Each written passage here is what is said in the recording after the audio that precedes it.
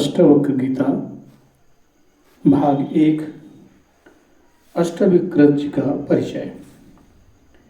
शरीर स्थूल है, सृष्टि स्थूल है जो दिखाई देती है, किंतु इसके भीतर में जो सूक्ष्म तत्व है वह दिखाई नहीं देता। शरीर में आसक्ति होने से वह विषय भोगों की ओर प्रवृत्त होता है। आत्मा सूक्ष्म है, जिसका प्रत्यक्ष अनुभव न होने से मनुष्य उसे जानने से वंचित रह जाता है। वासना में फंसा हुआ मन उसे इतना भटका देता है कि वह आत्मा को ही भूल जाता है। इस संसार प्रपंच में जो कुछ हो रहा है वह इसी आत्मा अज्ञान का फल है, किंतु कुछ ज्ञानी पुरुष उसकी याद दिलाकर व्यक्ति को इन बंधनों से छुटकारा दिलाकर मुक्ति की ओर ले जाते हैं।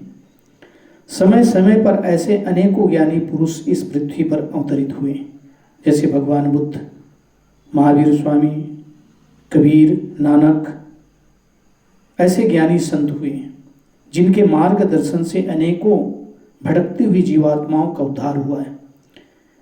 अष्टावक्र भी ऐसे ही ज्ञानी पुरुष थे जिनका नाम आध्यात्मिक जगत में बड़े सम्मान के साथ लिया जाता है।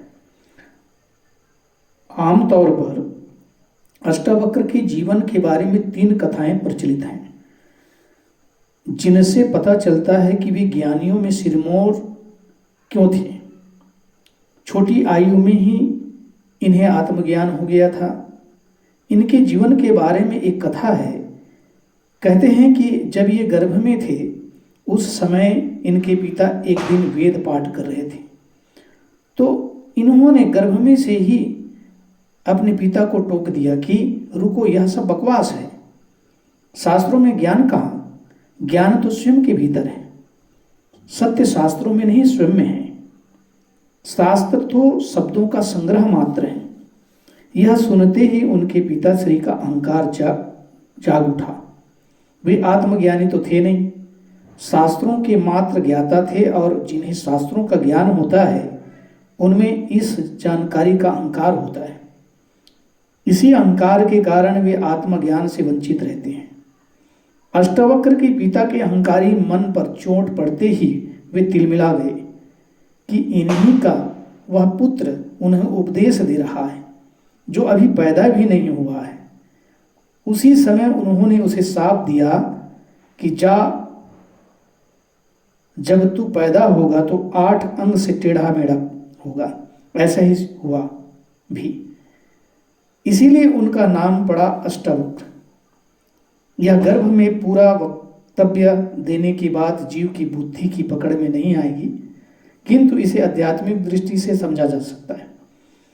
जैसे बीज में ही पूरा पेड़ विद्वान है, तना, शाखाएं, पत्ते, फूल किंतु दिखाई नहीं देते, अप्रगट है, अदृश्य है, किंतु पूरा पेड़ विद्वान है। बीज को तोड़कर देखने से भी कहीं पेड़ का पता नहीं चलता।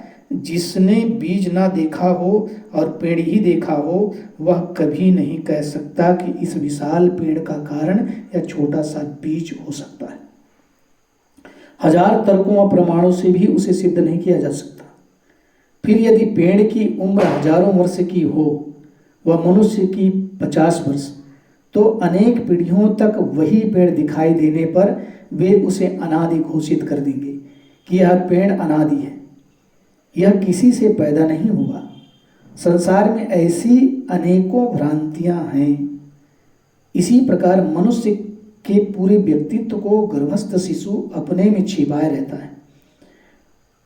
अप्रगट अवस्था में पैदा होने के बाद उम्र के साथ साथ ज्यों-ज्यों शरीर, इंद्रियां व मस्तिष्क आदि का विकास होता जाता है, उस व्यक्तित्व का एक एक भाग विकसित होता जाता है। कुछ व्यक्तित्व अविकसित अथवा अर्धविकसित ही रह जाते हैं तथा कुछ का पूर्ण विकास हो जाता है। किंतु जो अंतर्निहित है उसी का विकास होता है। जो भीतर बीज रूप में नहीं है उसका विकास नहीं हो सकता। उक्त कथा इसी तथ्य को प्रकट करती है कि अष्टावक्र का ज्ञान पुस्तकों, पंडितों व समाज से अर्जित नहीं था, बल्कि पूरे का पूरा ज्ञान वह स्वयं लेकर पैदा हुए थे। इनके संबंध में जो दूसरी कथा प्रचलित है कि वह यह है कि जब ये 12 वर्ष के थे तब राजा जनक ने बड़े बड़े विद्वानों को बुलाकर एक सभा का आयोजन किया, जिसमें तत्व ज्ञान का शास्त्रार्थ रखा गया था। इसमें यह भी घोषणा की गई थी कि जो इसमें जीतेगा उसे सोना, मणि, सींगों वाली 100 गायें दी जाएंगी। अष्टवक्र के पिता भी इस शास्त्रार्थ में सम्मिलित हुए। शास्त्रार्थ प्रारंभ हुआ और वह लंबे समय तक चलता रहा। तत्व ज्ञान पर चर्चा चल रही थी। सायंकाल को अष्टवक्र को खबर मिली कि उनके पिता और सभी से तो जीत गए हैं, किंतु एक पंडित से हार गए हैं। यह सुनकर अष्टवक्र भी उस सभा में पहुंच गए। सभा पंडितों की थी, उनमें आत्मज्ञानी तो कोई था नहीं। अष्टवक्र जब अपने टेढ़े मेढ़े शरीर से चलते हुए उस सभा में पहुंचे तो उनका रूप व चाल ढाल देखकर सभी सभासद हंस पड़े। थोड़ी देर रुकने के बाद अष्टवक्र भी उन सभासदों को देखकर जोर से हंसे। उनकी हंसी देखकर राजा जनक ने उनसे पूछा कि ये विद्वान क्यों हंसे? यह तो मैं समझ गया, किंतु तुम क्यों हंसे? यह बात मेरी समझ में नहीं आई।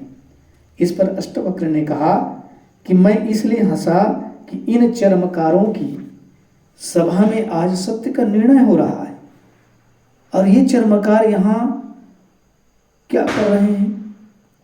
12 वर्ष का वह बालक कितना आत्मविश्वासी एवं प्रतिभाशाली रहा होगा, जिसने देश के प्रसिद्ध विद्वानों को चर्मकार की संज्ञा दे डाली। यह शब्द सुनते ही सारी सभा में सन्नाटा छा गया। राजा जनक ने जिन्हें विद्वान समझकर बुलाया था, उन्हें कोई आकर चर्मकार कह दे तो यह राजा जनक का भी अपमान था। इसमें पहले कि ये सभासद अपना रोष प्रकट करते, राजा जनक ने स्थिति संभालते हुए संयमित होकर अष्टवक्र से पूछा कि तुम्हारा मतलब क्या है? यह मैं नहीं समझ पाया। अष्टवक्र ने कहा, बहुत सीधी सी बात है कि चर्मकार चमड़ी का ही पारखी होता है। वह ज्ञान को क्या समझे? ज्ञानी ज्ञान को देखता है, चमड़ी को नहीं। इनको मेरी चमड़ी और मेरा आड़ा टेढ़ा शरीर ही दिखाई दिया, जिससे देखकर ये हंस पड़े। अतः ये ज्ञानी नहीं हो सकते, चर्मकार ही हो सकते हैं। हे राजन, ज्ञानवान को आत्मदृष्टि रहती है, वह आत्मा को ही देखता है, और अज्ञानी की चर्म दृष्टि रहती है। चर्म दृष्टि से अज्ञानी देखते हैं, ज्ञानवान नहीं देखते। अष्टावक्र के इन वचनों को सुनकर राजा जनक बड़े प्रभावित हुए। वे उनके चरणों में गिर पड़े, साष्टांग दंडवत किया व उन्हें ज्ञान का उपदेश देने हेतु महलों में आमंत्रित किया। दूसरे दिन जब अष्टावक्र वहां पहुंचे तो उन्हें राजा जनक ने सिंहासन पर बैठाया। वे स्वयं उनके चरणों में बैठे व शिष्य भाव से अपनी जिज्ञासाओं का इस 12 वर्ष के बालक अष्टावक्र से समाधान कराया। यही शंका समाधान जनक अष्टावक्र संवाद रूप में अष्टावक्र गीता है। इनके संबंध में एक तीसरी कथा यह प्रचलित है कि राजा जनक ने आत्मज्ञान संबंधी अनेकों शास्त्रों का अध्ययन किया था। एक शास्त्र में लिखा था कि आत्मज्ञान बहुत ही सरल है, इसके लिए कुछ करना नहीं पड़ता। घोड़े पर चढ़ने के लिए उसकी रकाब में एक पांव रखने के बाद दूसरे रकाब में पांव रखने में जितना समय लगता है, उससे भी कम समय में आत्मज्ञान संभव है। राजा जनक मुमुक्षु थे, वे इसकी सत्यता की परख करना चाहते थे। इसके लिए उन्होंने देश के बड़े बड़े विद्वानों को कहा कि या तो इस कथन को सत्य प्रमाणित कीजिए, अन्यथा इस पंक्ति को शास्त्र से हटा दीजिए। वे सभी विद्वान तो पंडित ही थे, जिन्हें शास्त्रों का पुस्तकीय ज्ञान मात्र था। वे शास्त्रार्थ करने में तो प्रवीण थे, किंतु स्वयं आत्मज्ञानी नहीं होने से ज्ञान प्राप्ति के इस रहस्य को सत्य प्रमाणित करने में असमर्थ थे, जिससे सबने मना कर दिया कि हम तो पंडित मात्र हैं, हमें तो मात्र शास्त्रों का ज्ञान है, हमें आत्मज्ञान नहीं। आत्मज्ञान का हमें कुछ पता नहीं है कि यह कैसे होता है। इतना सुनते ही राजा जनक ने उन सबको जेल में डाल देने का आदेश दे दिया। सभी विद्वान बंदी बना लिए गए। जब अष्टावक्र ने यह समाचार सुना तो वे स्वयं राजा जनक के पास गए एवं उनकी इस चुनौती को स्वीकार करते हुए कहा कि हे जनक, ऐसा संभव है? वह शास्त्रों में जो लिखा है वह पूर्ण सत्य है। मैं इसे प्रमाणित करता हूं। तुम इन सभी विद्वानों को पहले जेल से मुक्त करो, वह घोड़ा तैयार करवा के मेरे साथ चलो। राजा जनक ने सभी विद्वानों को मुक्त करा दिया, वह अपना घोड़ा तैयार करवाया।